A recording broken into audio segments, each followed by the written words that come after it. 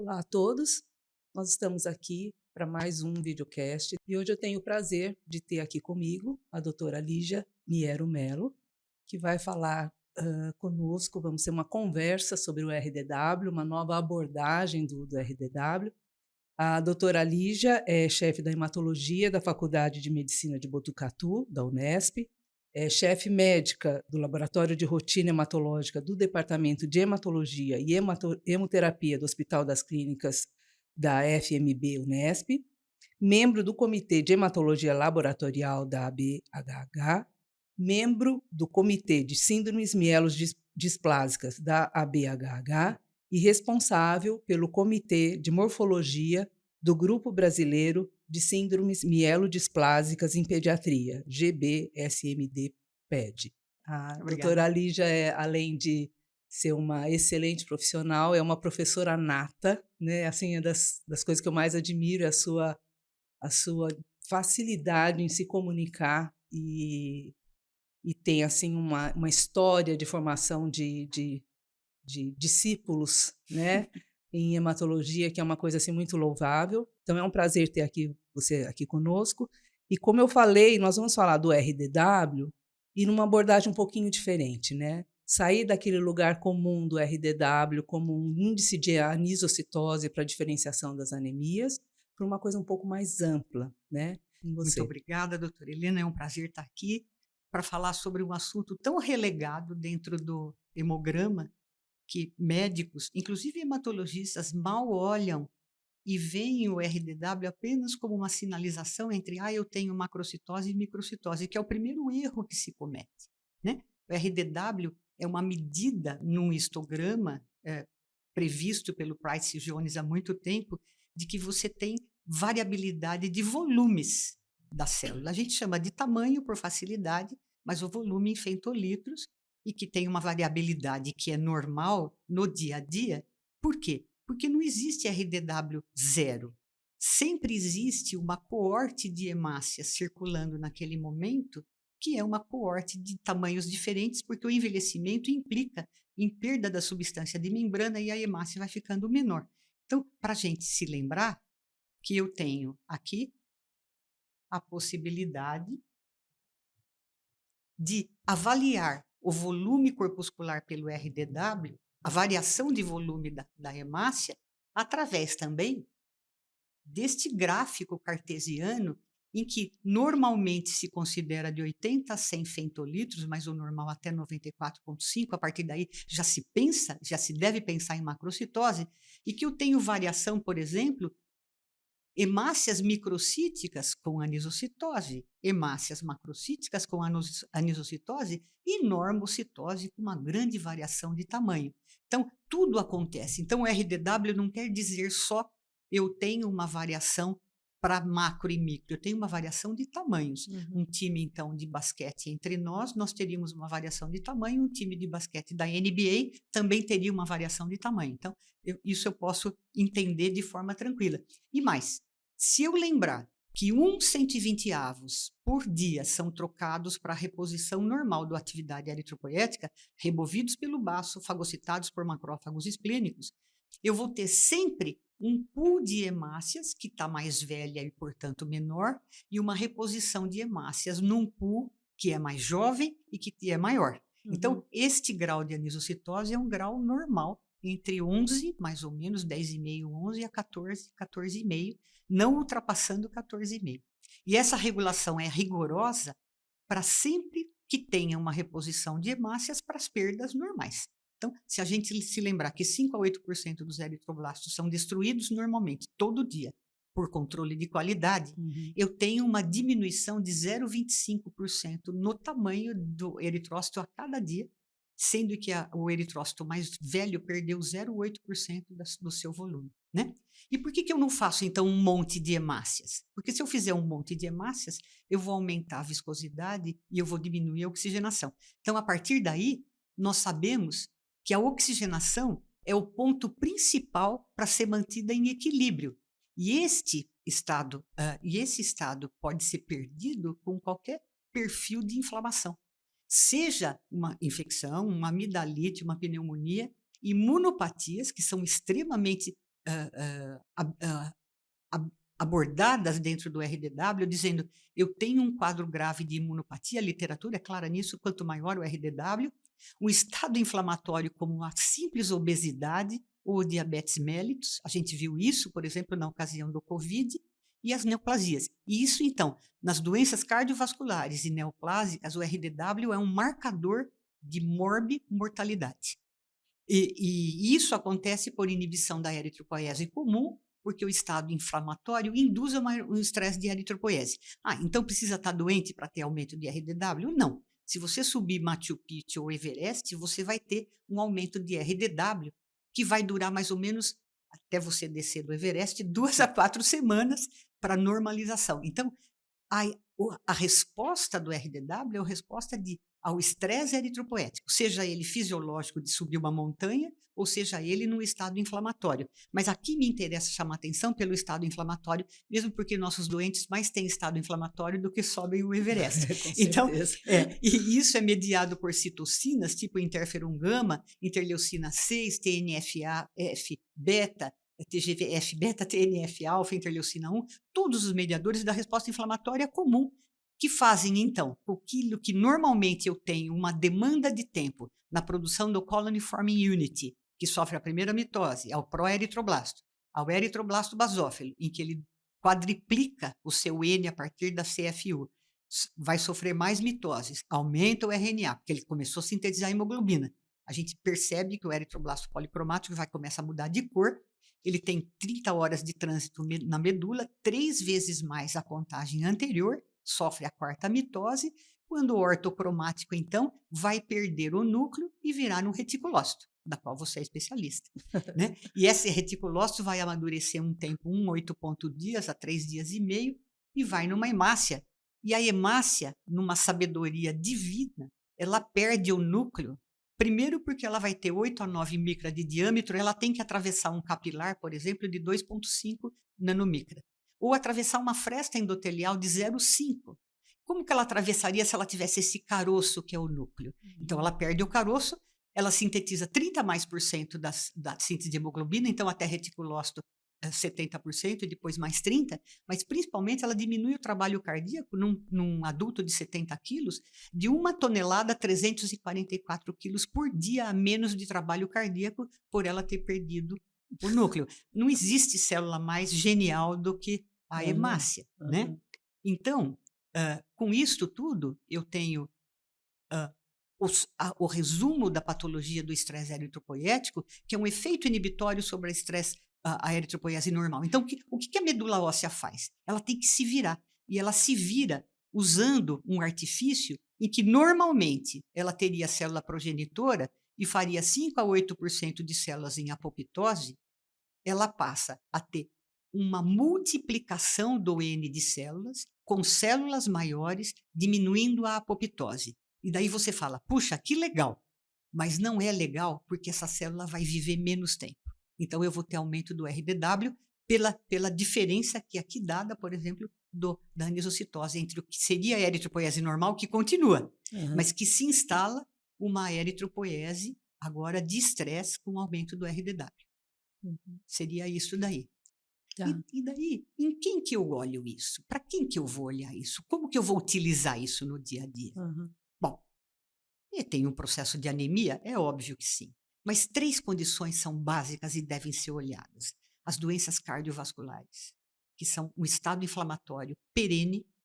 Nós temos 94 mil quilômetros de endotélio. Então, um diabético, um hipertenso, um paciente que tem uma doença cardiovascular, ele vai ter 94 mil quilômetros de inflamação. Pode ser de baixo potencial, mas é o tempo todo. Diabetes com os inflamassomas. Então, essas doenças cardiovasculares são claras. O RDW é sinalizador de morbimortalidade. As doenças pulmonares, é óbvio, eu tenho doença pulmonar, eu fico em hipóxia. Mas não é a hipóxia mantida, é a hipóxia em ondas. Por exemplo, a apneia do sono, a SALS, a síndrome da apneia e hipopneia obstrutiva do sono. Esses indivíduos têm um alto risco cardiovascular sinalizado pelo RDW aumentado por ciclos de hipopneia noturna, depois liberação de glicocorticoide, etc. E óbvio, então, as doenças pulmonares. As doenças autoimunes, porque é um estado inflamatório, e, óbvio, as anemias, independentemente das causas. Uhum. Então, nós temos essa possibilidade de esses doentes apresentarem todos esses achados, né? O olhar do hematologista ele deve ser não só para a anemia, mas pensando na fisiopatologia que te leva a um marcador que revela a gravidade através do RDW. Então, o RDW, como a VHS, ele é menosprezado, porque médico gosta de coisas assim. Você fala assim, olha, esse sinaliza isto, VHS você fala, ele é inespecífico, então todo mundo vira as costas e vai embora. Mas não é, mas ele é altamente sensível. Uhum. O RDW, ele é inespecífico, porque ele não pertence a uma doença, mas ele é altamente sensível para caracterizar a eritropoiese de estresse e que vai sinalizar para o médico, etc., para a equipe, a importância da fisiopatologia da hipoxemia. Então, eu queria que você contasse um pouco como é que você, na prática, tá? Como é que você analisa isso, como é que você ensina os seus alunos a olharem isso, né? Que tipo de paciente que você vê que esse tipo de informação pode ser mais importante. Então, que você desse uma pincelada nisso, assim, em termos práticos. Tá. Como é que acontece? Acontece exatamente assim. Eu tenho milhões de alunos de testemunha. Primeiro, nós vamos interpretar hemograma, eu só quero saber idade e sexo. Porque eu não quero nenhuma intervenção e a gente tem que raciocinar com olhos livres, né? Então, ele me dá, nessa ordem, exatamente isso. Glóbulos vermelhos, a gente já faz o cálculo do que eu espero para um adulto ou criança, enfim, mais adulto, lembrando do valor mínimo. Lembrando que o parâmetro menos confiável para a avaliação da anemia é o glóbulo vermelho. Isso. Depois nós vamos para a hemoglobina, que é o mais confiável, também faz o cálculo para homem e mulher, na idade, etc. E depois o hematócrito. A partir daí, a gente compõe um raciocínio. Sim, ele tem uma anemia. E eu ter algumas dicas que a gente usa, que já eu pressinto que ela tem uma tendência à microcitose macro ou norma. E depois eu peço o volume corpuscular médio e, em seguida, junto com ele, casado o RDW. Então, a metáfora que eu uso é, mas o VCM é normal, é normocítica. A gente sempre escuta isso. Então, eu falo, você pegar o meu salário e do Neymar, vai dar um VCM bacana, não é? Mas eu, como professora universitária, tenho um salário à esquerda e o Neymar à direita. Quer dizer, o X-barra é normal, mas a variação de tamanhos dos nossos salários é um grau de anisocitose. É aí que você tem que olhar. Não é o X-barra te dá a média, mas a média é média. A média não traduz isso. Você tem que ver os coeficientes de variação, né?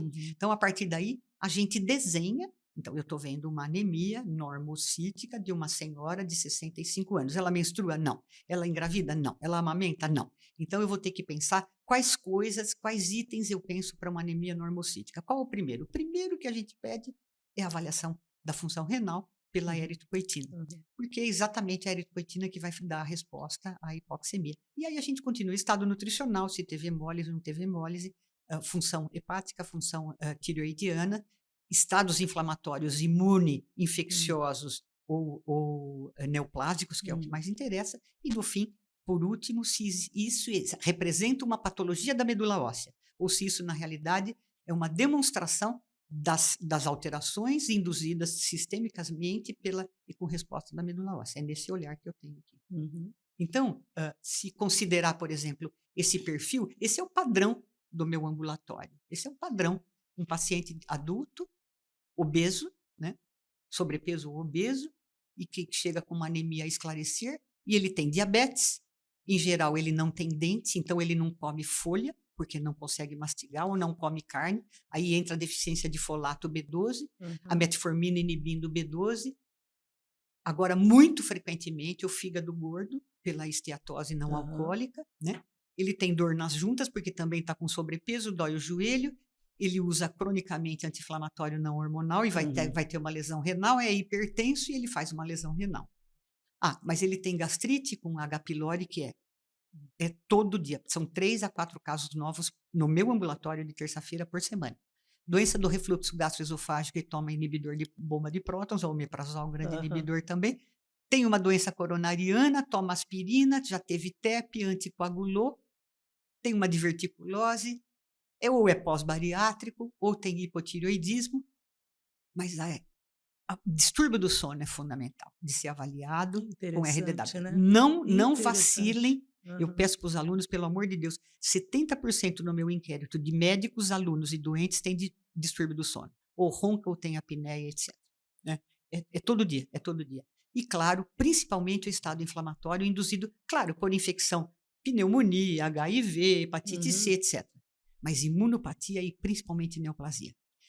A literatura dá o RDW acima de 13,7 como um marcador de recaída local ou metastática disseminada de carcinoma cólon retal. Nossa. 13,7 é um marcador sinalizador importante e não erra. Pode ver que você não erra. Então eu assinalaria esse olhar para a Aham. neoplasia e o estado inflamatório, né? Aham. E então, Helena, se eu pudesse colocar como patamar embaixo a hipoxemia, a condição de hipóxia, mas não a hipóxia adaptada cronicamente. Uhum. Essa também, mas não, essa tudo bem, a gente saberia. O estresse hipóxico, com resposta de adaptação à hipóxia e o fator induzido pela hipóxia, que é grandemente produzido pela córtex renal, né? Hã. E que vai ser, ele existir ou não na dependência da hipoxemia com eritropoetina ou não, e vai ser destruído pela prolil hidroxilase. E eu tenho a ocorrência de adaptação à hipóxia. Tenho a angiogênese e a regulação vascular. Sabemos disso. O infarto no idoso é muito menos lesivo do que o infarto no jovem, né? Porque ele já Uhum. fez colaterais. A regulação, transcrição e tradução de proteínas e enzimas para adaptação, o metabolismo de matriz extracelular como comunicação entre células, também o metabolismo de óxido-redução, principalmente mitocondrial, que eu acho que é o grande motor Uhum. da discussão, crescimento celular e apoptose de células que ajudam na resposta à hipoxemia e principalmente o controle e migração e motilidade da stem cell hematopoética. Uhum. Mas o que me interessa mesmo é a síntese de hemoglobina e o metabolismo de ferro dentro da hemácia como resposta ao estresse eritropoético que vai te dar um envelhecimento precoce da hemácia e aumentar o RDW. Isso tudo junto e misturado, lembrando que isso pode ocorrer com as imunopatias, os estados inflamatórios em geral, e eu ponho sempre em Destaque. destaque a Hã. neoplasia Hã. para que não se coma bola nesse achado. Aham. Era essa a abordagem assim que eu diria mais Aham. importante. Eu Isso. acho que, assim, foi extremamente útil sua apresentação, Muito obrigada. didática como sempre, Obrigada. né, uma delícia ficar, escutando você falar, você tem, assim, essa propriedade de reter a atenção da gente. Obrigada. E, eu quero muito agradecer a sua disponibilidade, né, veio lá de Botucatu para Foi um prestigiar, prazer. tá bom? É. E, se você quiser alguma palavra final de O que eu queria chamar atenção, deixar como mensagem final, Helena, utilize os dados do hemograma com base na fisiopatologia. Deixa de lado, prof, eles falam assim, prof, é HT-HB. Eu falo, o hemograma não é HT-HB. HT-HB é porta de IPS da pior qualidade. O hemograma a gente começa com idade, sexo, glóbulo vermelho, hematócrito, hemoglobina e os índices eritrométricos e etc. Então, utilize aquilo que você tem com base na fisiopatologia. aham, Dá mais trabalho? Dá, mas é mais legal. É mais aham, legal para o doente, é mais legal para o serviço, é menos oneroso. Eu sou SUS, aham. só trabalho em SUS, é muito menos oneroso e acho que muito mais proveitoso. Ah, eu gostaria muito que as pessoas se utilizassem do hemograma do que ele pode dar, Aham.